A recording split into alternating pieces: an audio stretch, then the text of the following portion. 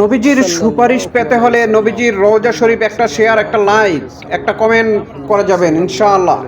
নবীজির যদি সুপারিশ পেতে চান তাহলে নবীজির রওজা শরীফ একটা শেয়ার, একটা লাইক করে দিবেন।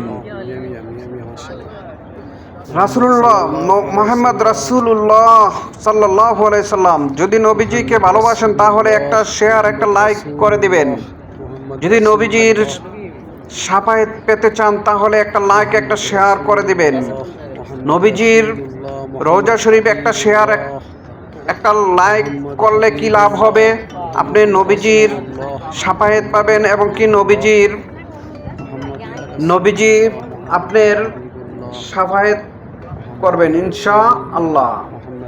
যদি নবীজিকে মন থেকে ভালোবাসেন তাহলে একটা শেয়ার করে দিবেন, একটা লাইক করে দিবেন ইনশাআল্লাহ।